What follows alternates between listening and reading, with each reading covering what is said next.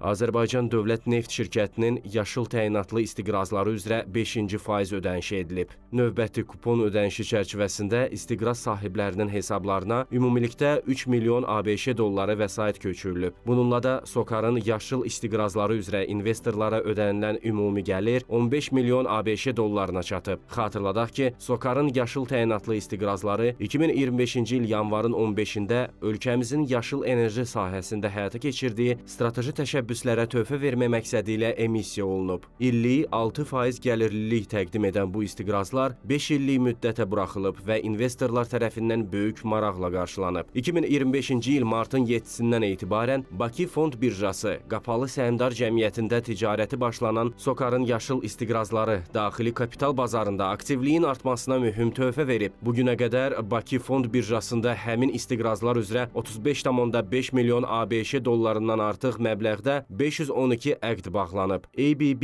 Invest investisiya şirkəti qapalı səhmdar cəmiyyətinin market makeri olduğu SOCAR-ın yaşıl təyinatlı istiqrazları bütün vergilərdən azaddır. Kupon ödənişləri hər 3 aydan bir həyata keçirilir və istiqrazlar müddətin sonunadək sahiblərinə ümumilikdə 60 milyon ABŞ dolları gəlir qazandıracaq.